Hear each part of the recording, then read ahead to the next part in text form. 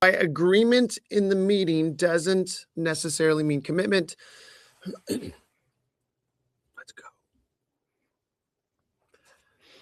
We tend to think agreement is a sign that leadership is working. That if people on our team say yes, then understanding and ownership must exist. But agreement from our teams does not necessarily reflect clarity and understanding on their part. And many leaders ask for agreement before we have fully articulated the vision and provided our teams a clear picture of what we're fighting for, trying to accomplish. The direction feels obvious to us as the leader, and so we assume it's obvious to everyone else. And when our teams don't clearly understand where they're going or why it matters, then agreement becomes a polite way of trying to move forward. And it robs us of the opportunity to slow down and do the hard work of asking the necessary questions. So teams nod, and when nothing moves forward afterward, we as leaders feel confused. I thought you all were on the same page. I thought we knew where we were going. And we thought that agreement in the meeting meant understanding, ownership, and commitment after the meeting. But our teams can't commit to what they don't understand. And without vision and clarity and agreement, or without vision and clarity, agreement may feel productive and effective in the moment, but it rarely produces action afterward. Don, you and I are very familiar with this, both as leaders who are guilty of this and of being on teams with leaders who have transgressed in this way. Absolutely. Honestly, it's something I've been talking a lot about even recently with some of our leaders. And it makes sense, right? We as leaders get frustrated when we come with a big idea that in our minds is very clear, very fully formed, seems like a wonderful, brilliant idea. We bring it to our teams, and they all kind of nod along. And here's the thing. As I was reflecting on this topic, I realized this is an area I've had to work on as a teammate, as a follower, because nodding along when you or someone, a leader in my past is giving direction, casting vision, talking about a new thing that we're going to try to accomplish, nodding along is my way of engaging.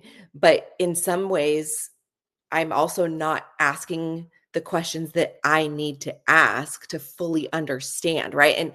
And truly, that's a place that I've had to work on, to be like, what I need to slow down in this moment and get the clarity that I need so that I can move forward.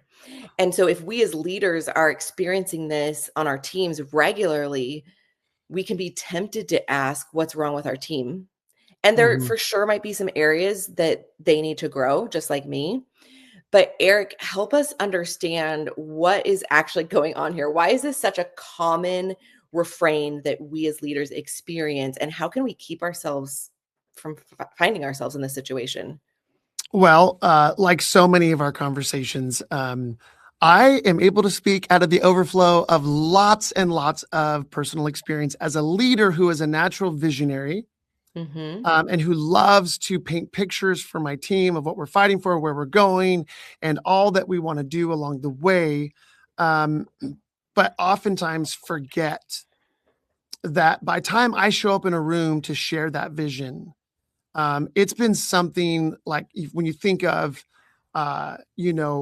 planting something in your backyard, right? Like you had to prepare the soil, you had to plant the seed, you had to water it, it needed sunshine. It took time before that little seedling becomes, even a young plant. And I think oftentimes for people like me and for our listeners who may relate to this, we forget how much time these things took to take shape in us, and then expect that we can show up and in 30 seconds or in a few minutes be able to plant that same plant, not seed, plant in our teams, and that we expect them to operate as if though they're now having the benefit of what I've had over that same kind of time. So, okay, let's first address a few things that I think our listeners need to wrestle with, Mhm. especially from a leadership perspective, right? So that's what we're going to focus on in this podcast episode.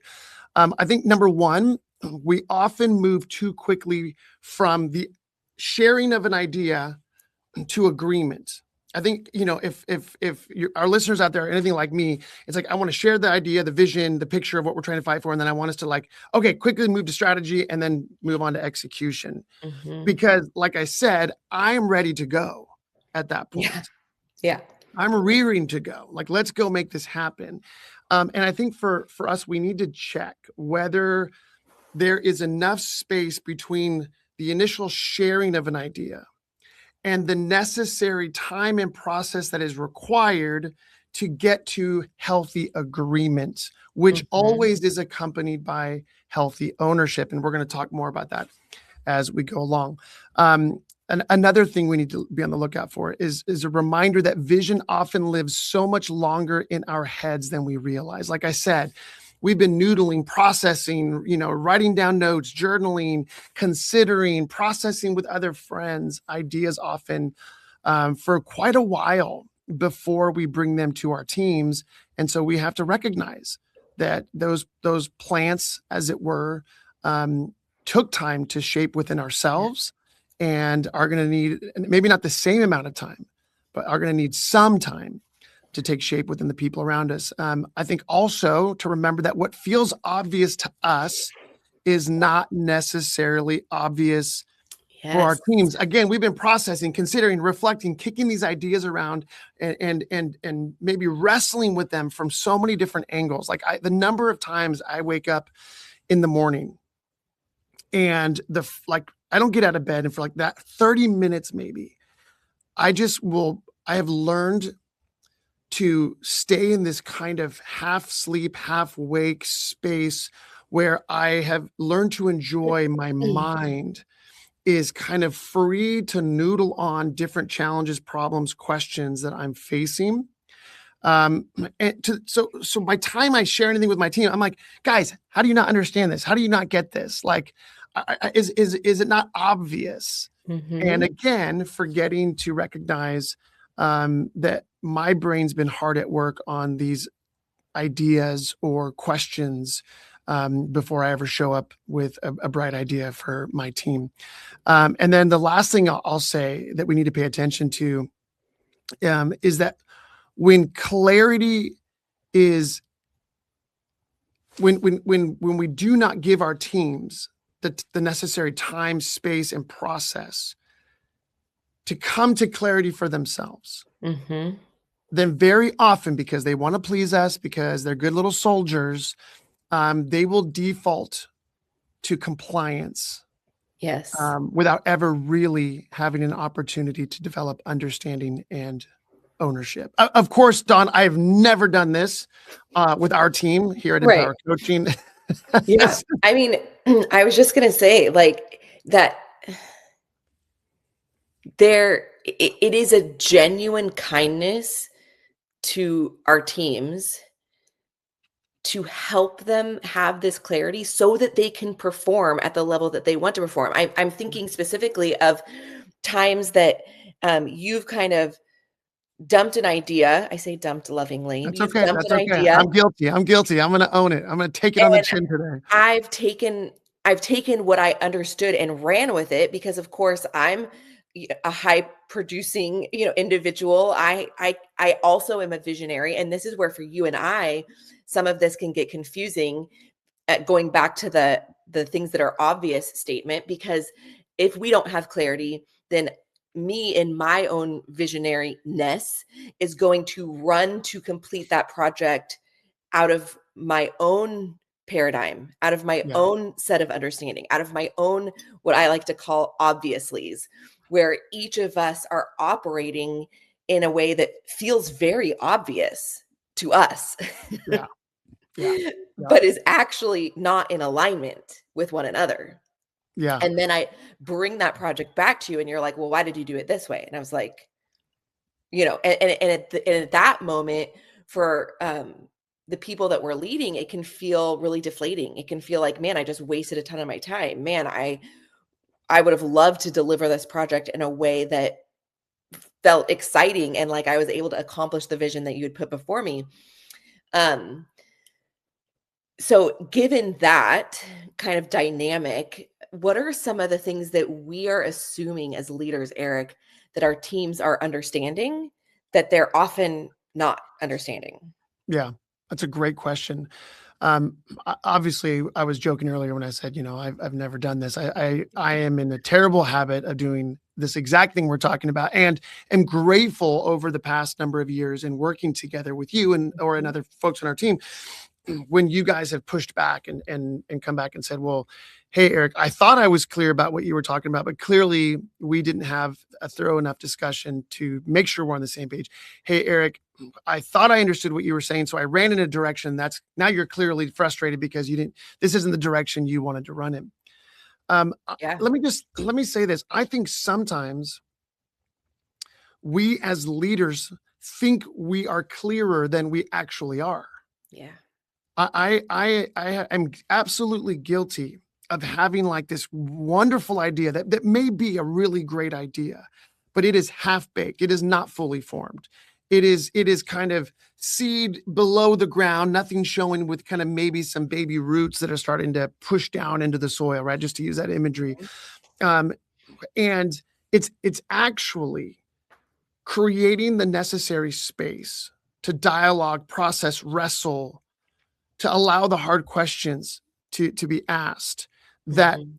oftentimes help me Yeah. to more fully develop the idea that's in my mind, to wrestle it out, to clarify it, to understand what we're trying to accomplish more fully.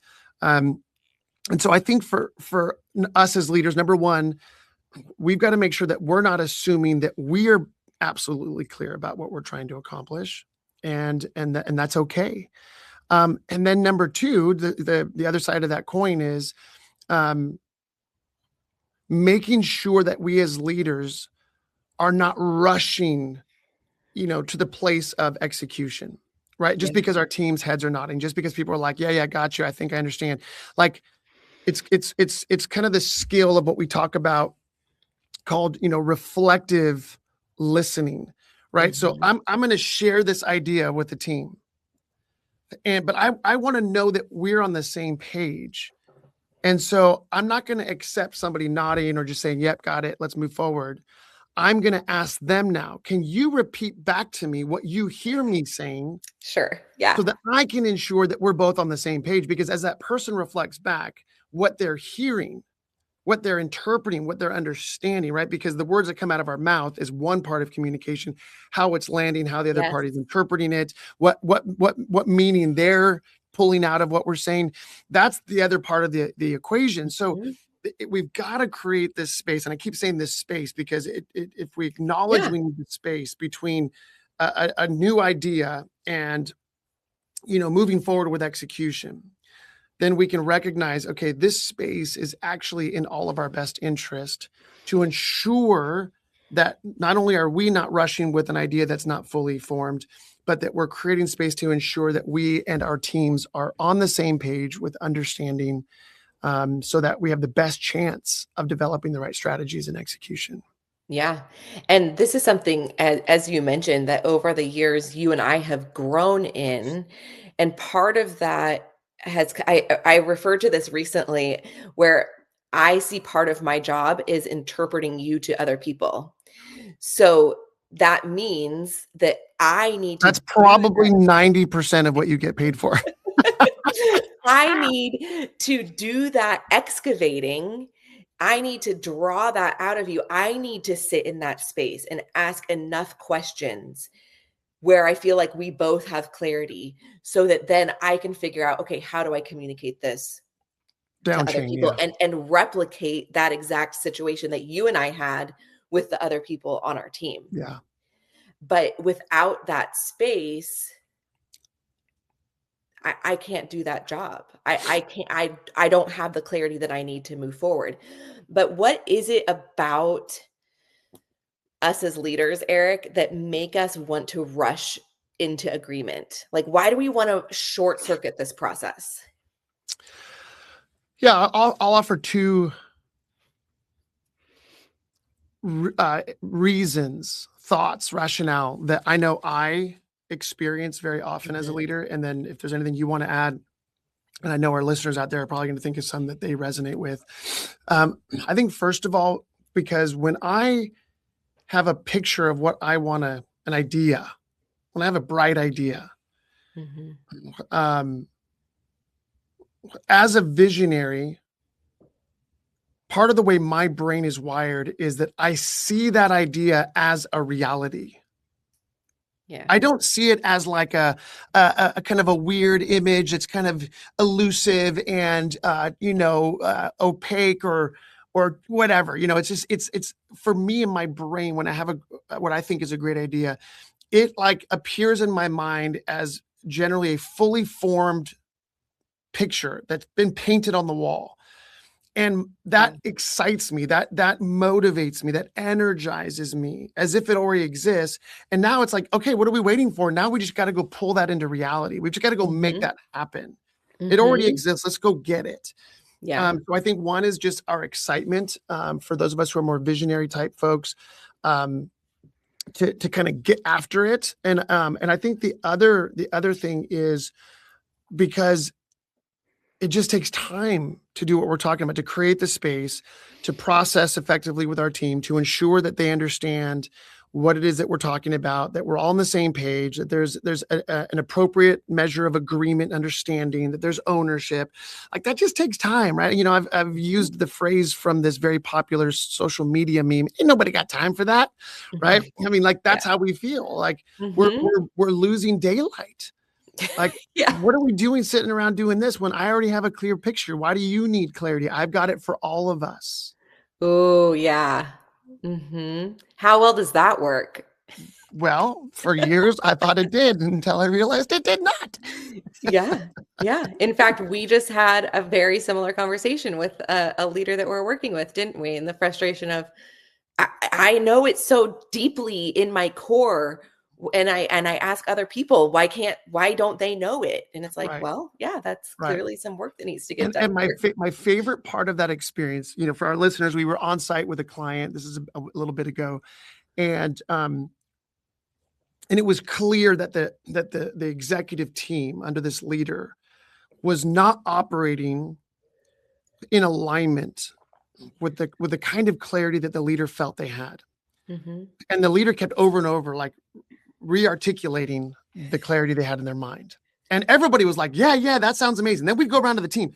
What are you hearing? What are you hearing? What are you clear about? What makes sense to you? And you could just tell it was a smorgasbord of ideas and thoughts and really confusion and frustration on that team's part. So what the leader thought they were clear about, what they thought they had communicated, either clearly enough or often enough. What we discovered was that wasn't happening. Right. There was a massive disconnect. And it was actually, it put their team into a position where because they were not operating out of a sense of the energy and ownership that comes from sharing in the vision and the clarity, they had defaulted to a position of, I just got to get my job done. I just got to check these boxes. And you and I both know, Dawn, that when we operate out of that space too long, that is de-energizing. It is demotivating, and oftentimes leads to fatigue and burnout. Yeah, it's so true. Okay, so how do we make this shift?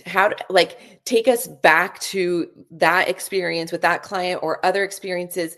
How do we coach people to do this differently? What is kind of our perspective on the appropriate way to make sure that we have alignment and agreement?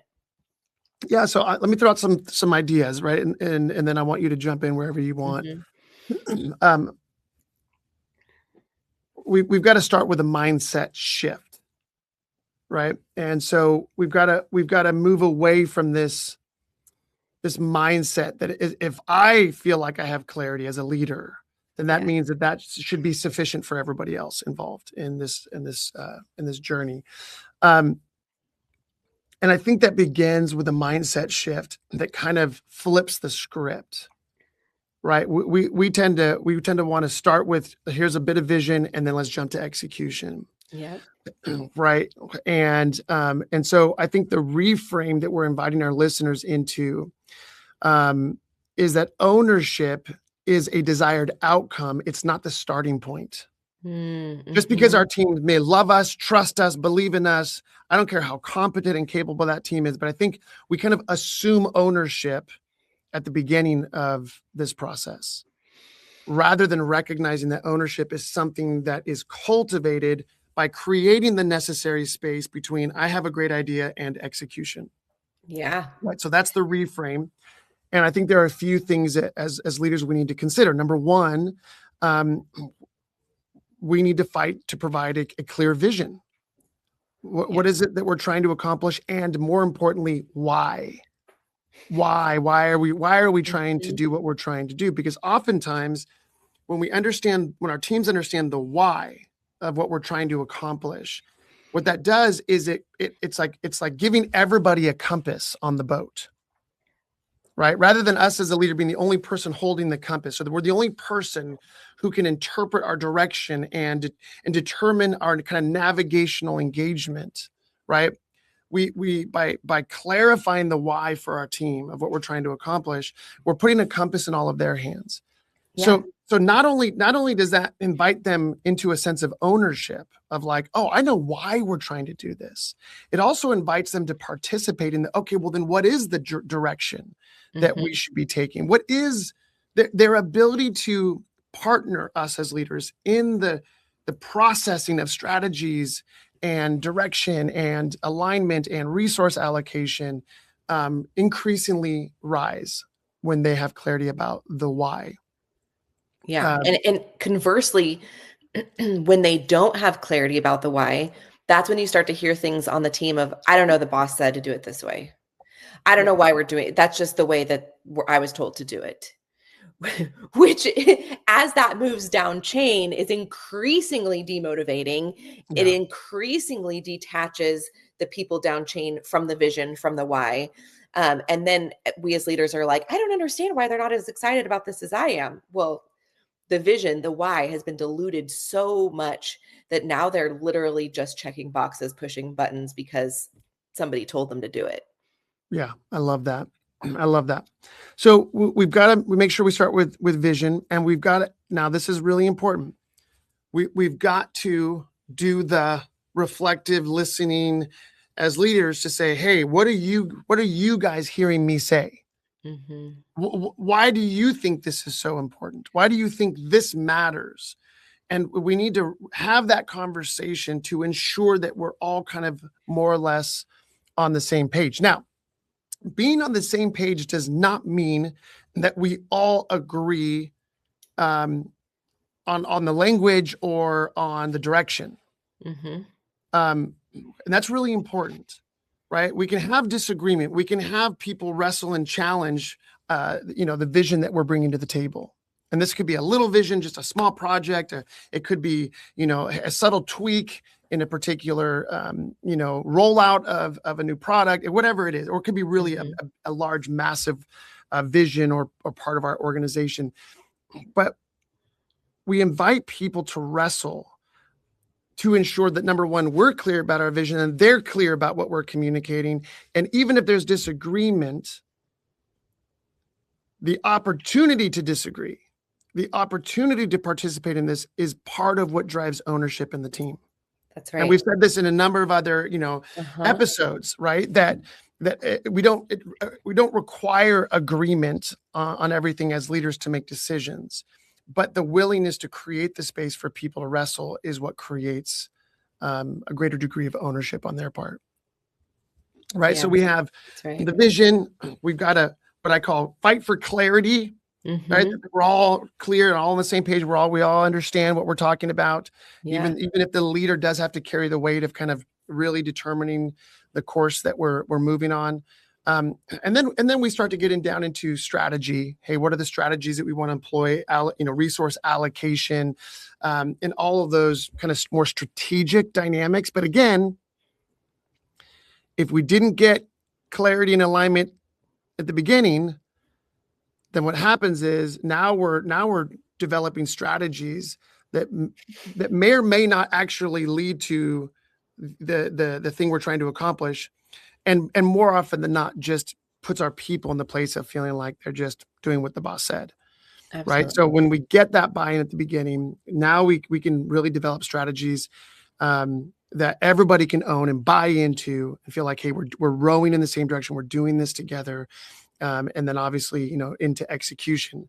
But that creating that space for the dialogue, the hard questions, the tensions to brew, the misunderstandings to be massaged out is what drives that quality of ownership that allows the teams that we've worked with to accomplish so much more, than they could have otherwise.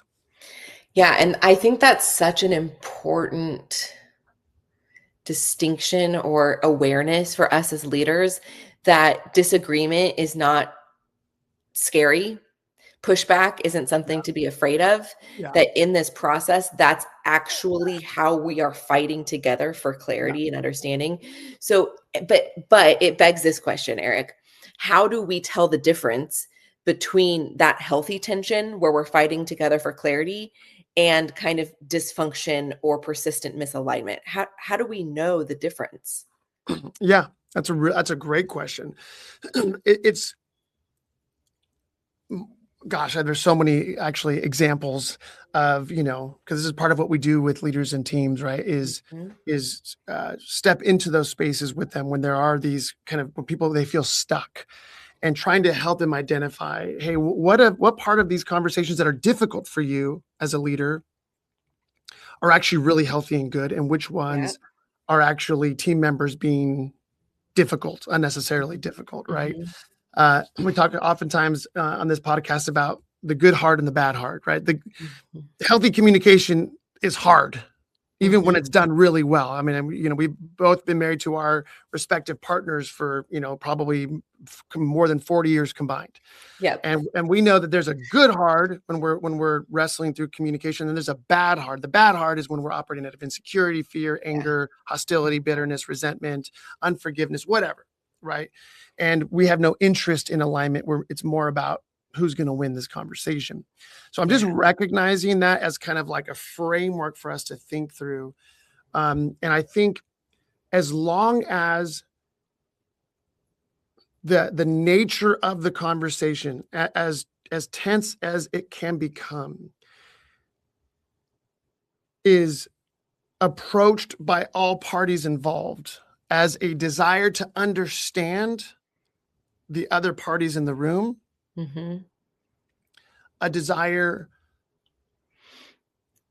to contribute our best thoughts, questions, and reflections, concerns in that space, but ultimately with the deference that recognizes there is a leader in the room.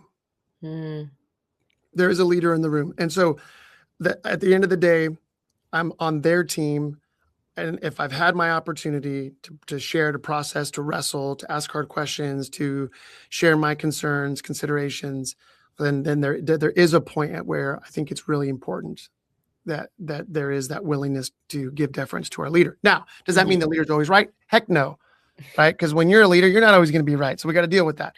But I think that's the spirit of these conversations that we can be on the lookout for. When we feel like people are moving into like win-lose conversation style, where it's like just about arguing their point, debating, and somebody needs to be right over, being clear, then that's what we have to look out for. When people are turf protecting, when people become what I would call inappropriately resistant, when they're politicking, right? There's tons of examples of how people become the reason that these conversations can get stuck. And I get it, as leaders, sometimes the fear of that happening in a meeting will cause us to not want to create that space, right? And just kind of, ramrod our new idea without discussion. Yeah. So I do appreciate that, but that's also why leaders and organizations bring us in, to ensure that they know how to have these conversations without getting stuck, so that everybody can move forward well together. Yeah, I love that phrase that you said. Are we as a team or individuals more concerned with being right, or finding clarity Yeah. together? Yeah. And the interesting thing, and we see this all the time, over and over and over again. We get the benefit of watching teams work through this stuff, multiple times in a row. So we get to pull these patterns out for our listeners. But the interesting thing is that the more leaders are interested in engaging their teams in processes like this, the more these conversations, these, moments of fighting for clarity, they become more and more useful for the team. The team starts to see the value of it, even when they're not always, their answer isn't always the one that's chosen. They understand the value of the process, and they're much Mm, more willing to engage that process. And so initially it might, if you haven't been practicing this on your team, it might feel like slow going at first, yeah. Yeah. but soon the team starts to understand, oh, this is part of how we figure out how we're going to execute. This is actually step one in execution, right? That's right. Is fighting for clarity, understanding the vision, coming together as a team with alignment, and then ownership on execution. Um, 100%. I mean, and I think for our listeners, this is just a great moment to explain this is why we created the leadership operating system, right? right. This set of visual leadership tools that are simple and practical and transferable and scalable and all the other bubbles that you can imagine, because we didn't want to just give leaders good ideas. We wanted to give them mental framework so that they could not only identify the unhelpful patterns Mhm. of communication, engagement, and leadership in their space, but they would also have the ability to understand what are the best practices, Mhm. in any context imaginable. Like, what are the basic principles of how we engage, so that we have the best chance of moving forward together with the people that we're working with, and to get people rowing in the same direction. There's nothing worse as a leader than not having the confidence to lead through these conversations. And so you accept, right? Either A, that your team is just nodding their heads and just complying because they want to be good Yep. soldiers, or people leaving meetings feeling unseen, heard, or valued, and like they didn't have an opinion, they didn't get to share their piece. And so now, as a leader, we're at the front of the boat going row, row, row, and everybody's rowing in different directions. Yep. And some people are just rowing in the opposite direction. And then, like we said earlier, we wonder why is this so difficult? Why are we not getting the traction Yeah. that we so want? That's right.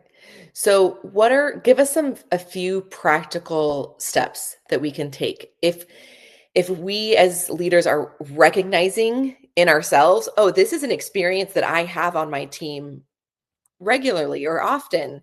What are some things that we can start doing that will begin to create that space or cultivate the environment where our teams are understanding the vision and fighting for alignment and moving together, rowing all in the same direction? Yeah, that's a great question. And what I'm about to share, I want to suggest is applicable in any time, any conversation, any situation where we're trying to gain alignment and partnership with other people. Mhm. Um, Number one, um,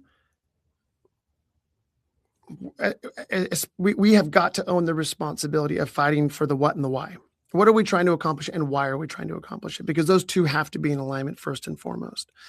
Um, and then we've got to have the courage as leaders to recognize that we may not have a fully formed idea, um, and to create the necessary space to allow the people on our team to participate in the greater clarification of any idea. and the space for them to develop appropriate ownership. Now, that is simply sharing our ideas as a leader and then asking the people that we're speaking with, hey, I'd love to hear, what are you hearing me say? How is that landing on you? What are you interpreting? What meaning are you taking from what I've been sharing? Help me understand. What are your questions? What are your concerns? Right? And just taking note and creating a space in which the other party or parties feel seen, heard, and valued. Mm-hmm. And then now what we're doing, what we call in our business, we are harnessing the collective genius. Yeah. To think that we as the leader are responsible always and forever for providing all of the vision and all the clarity and all the is just it's ridiculous. Right. And so the best leaders are the ones who are prepared to bring ideas to the table, but then understand the value of inviting their people to participate in the process of refining that vision, that idea, Yeah. through these conversations. And again, I try to do this as best I can with our team whenever I've got a new idea. I say, hey guys, what I'm thinking, here's what's coming up for me. Here's kind of what's in my mind. And then more often I say, I want to hear what you guys are thinking. Like, Mm-hmm. come back at me, push back Yeah. on me, ask questions, wrestle with this. Do you like it? Do you not like it? Does this make sense? Am I pulling us in an unhelpful direction? All of which I am guilty of and have had to learn to ask you folks Mm-hmm. for that feedback. But I also do this with my wife. Hey, I had an idea of what we could do on Saturday night. Here's my thought. I'd love to hear your thoughts. Do you have any questions about that? How does that land on you? Does that, here's what I want to do, and here's why I think that would be awesome for us. Whether that's going out to a new place for dinner, or going and staying in a hotel for the weekend, or going and visiting family, whatever it is, right? Mm-hmm. I'm still going to come with that same posture of, I've got an idea, I have a thought, but I want to Yeah. bring it and leverage the collective genius. And when I'm doing that, when we do that, we give ourselves and the people we're trying to partner with the best chance of winning together. Yeah. And I just want to invite our listeners to reflect on that for a moment, because how often do we as leaders, or have we experienced other leaders that basically end a meeting with, got it? Great. Got it? Yep. Which puts you as the follower in a very different posture, Yeah. because you either have to look around at your peers and say, am I the only one that didn't got it? Am I going to raise my hand and ask some questions? Yep. Yep. As opposed to us as leaders in creating that space, inviting them to actually consider it for a minute. I as a leader am expecting some pushback, some questions, some responses from you. This is not the end of the conversation. This is actually phase 2 of the conversation, where Right. I started with a vision and now inviting you to engage, to wrestle. And I think when we skip that step as leaders, then we get confused and frustrated when our people don't push back or ask the clarifying questions necessary. And really, we just didn't we didn't give them the opportunity to do that work. Right. I love what you're highlighting, because it's something we didn't speak to earlier, which is how often we as leaders assume that if our teams don't ask questions or They don't have push none. back, they have no differing thoughts. Yeah. When usually that's more of a reflection of they're afraid to bring anything up, right? That's They don't right. want to be the only person in the room that doesn't understand, or they don't want to upset their leader. Yeah. Both, all of which are things we've experienced. Mhm. And as leaders, our responsibility is to proactively create the environment in which people feel it is safe. Yeah. And welcomed. Yeah. All right. So let's share a couple stories where we've seen this play out recently with some clients. Yeah, I'll jump in. This is super fresh in my mind. Was with an executive team recently, and we were working through a process that I've done probably for 2 or 3 years now with them, where we kind of step back and take stock of the landscape of what's going on in their organization, what's going well, what's not going well, dig deep and then set a strategic plan for the next, sometimes 1 to 3 years. And um, one of the things I noticed in this space, and I saw it as the clearest I've ever seen it, was this go around, was where the leader of this organization is hyper visionary, to the point where I think most people would think that every great thing that's happened through that organization has been that person's idea. Right? Because they're just full of incredible ideas, legitimately. And this is a very successful, powerful organization in their particular industry. But here's the challenge, is what I started picking up on in the rest of that team was as soon as this senior leader would kind of start painting a picture of the future, it was literally like everybody's brain in the room shut off. Interesting. And went into this robotic, like literally, they'd pull out pads and pens, like getting ready to write down, okay, what are my marching orders? What am I supposed to do here? Yeah, that they've experienced this before a few times. At least a few times. And here was my thought. Here is this very powerful visionary leader who's already been wildly successful, but robbing themselves and their team of the opportunity to harness the collective genius. Because here's the thing, no matter how great of a visionary leader this person is, they don't have all the vision in the world. Right. They don't always have all the clarity around the timing of when things might need to happen. And I watched this team, instead of partnering their leader by engaging, asking questions, wrestling, bringing, maybe contrary, positions or perspectives, bringing, concerns, right? Not to put a wet blanket over what that leader was sharing, but to strengthen the veracity, to test the veracity of these great ideas. Like by challenging it, it's like how we grow our muscles. We only grow our muscles by pushing them to the point where they kind of tear a little bit, and then they heal and they're stronger. And if we don't know how to create this space where our ideas can be tested by our team per se, then they will suffer from being weaker than they could be or should be. And I just watch this as a default mode. Right? The visionaries casting vision. The rest of the team goes into execution mode. All right, what do you want me to do? How do I get this done? And I thought, wow, what a miss. And it's not that they're haven't already done great things.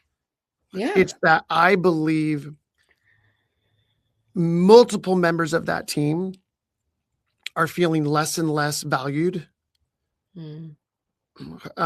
because their ideas aren't considered in those moments. I think many of those teams were showing the signs of what I call execution fatigue, which is I'm just doing what the boss asked me to do because I'm just trying to make them happy and make sure I get my paycheck, rather than really feeling the energy that comes from ownership of those great ideas. And then guess what? At the end of the day, it was interesting to note that primary leader in many ways seemed content to take credit for all that this organization had accomplished. Interesting. And in so doing, didn't seem to give credit. Yeah, further devalued. And again, it's hard because these issues aren't black and white. There's a lot of gray. So I want to be very careful about how I speak into this. But what I'm suggesting is there's more available to the leader in that team than what they're currently experiencing. And very often when we come into organizations, it's not because they're failing and floundering. It's because they've reached kind of the peak of their current capacity and ability to perform well. And they invite us in because they know there's more. But they're not sure how to unlock it. And so I walked away from that time with this sense of like, I've gotta bring this to the attention of that leader and give them an opportunity to consider the possibility Hmm. that there's so much more available to that team and organization if they can learn to work in a new way. Interesting. I have a lot more questions, but I will save them for later because I want to share my own story, which Please. is a leader that I've been working with the past several months. And this leader, just like you just described, high functioning team that have accomplished amazing things, just have this sense of like there's more, and we kind of are butting up against this ceiling, and how do we get past it? And so this leader was recently describing to me a situation where several of their team's top performers basically just choose not to follow procedures. And for this leader, that it was incredibly frustrating, right? Yeah. The understanding for the leader was they should know how to do this. We've been doing it this way forever. Why does it seem like suddenly they don't want to follow the process and procedures? And so I just started asking a few simple questions around, hey, help me understand how these processes and procedures are important for the whole company, how it helps you achieve your vision. Okay, yeah, great. I can see that these are important things. When was the last time you communicated that vision piece to these top performers? When Mm, was the last time you tied yeah. something that they're, a box that they have to check that might feel frustrating or redundant or whatever? When was the last time you connected that process back to the vision of what Mhm, you as a team are fighting for? mhm. Oh, yeah. Yeah. There, The you know, connecting the what and the why. This is what we're connecting asking the you to do. Here's why it's so important. Yeah. That's right. And when we, and this is what this leader was experiencing, when we as leaders hold so tightly to the vision inside of us that we forget that we need to be constantly Yeah. pushing that vision out, constantly reminding people of that vision. Uh, they become disconnected from the what and the why, and they're just doing what the boss says. And then it becomes really easy for people to stop following SOPs That's right. because it's just, Yeah. do I really have to do this? What's Yeah. this stupid thing that I'm being asked to do? But what I challenged the leader to do was go back and reform that connection. Then check for clarity. Do they understand, one, what you're asking them to do, and two, why it matters? Yeah. And then figure out how they can operate moving forward. Mm, Like, we need to go back and retie some of these knots that have gotten, loosened over time when we as leaders, we're moving forward. We got a lot on our own plate. And I completely understand that. That's why this piece can be so overlooked or forgotten by leaders, that we just assume, yeah, they've got it. They understand what I'm asking them to do. Go do it, yeah. Yeah. but it is going to continually produce in us a place of frustration because our team will either not actually have ownership or they will slowly disengage from what we are actually asking them to do. Yeah. I agree. I agree. We've seen it. I've done it. Yeah. And yeah, there's a lot at stake here in this conversation. Let's do this.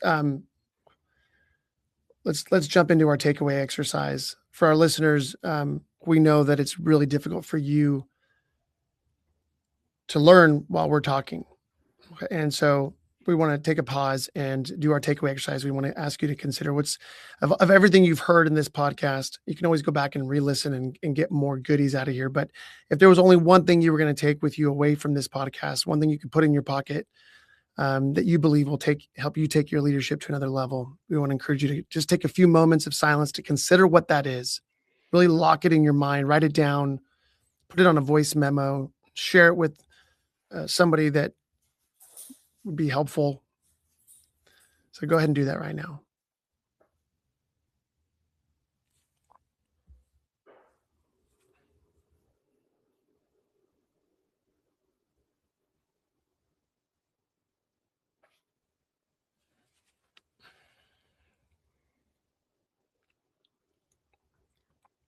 If this episode resonated, which I bet it did, we want to encourage you to share it with another leader who may be struggling with similar issues right now. None of us ever outgrow development, but we can learn to lead with more clarity and stronger alignment so that we can accomplish greater things with the people we partner with. That's right. And if you as a leader want to continue developing in this or other areas, we would love for you to join us at our next Empower Masterclass. It is a place to slow down, ask questions, and dig into moments like these that will help you as a leader find your own clarity and learn how to lead with real commitment. You can save your seat by going to mpwrcoaching.com/masterclass. And as always, the link is in our show notes as well if you're looking for it. Love it. And next week, we are going to be talking about what happens when accountability starts to feel or get personal, why hard conversations get delayed, and how we can hold the line without overthinking it. As always, we're so appreciative that you gave us your time today, and we'll look forward to seeing you in our next episode.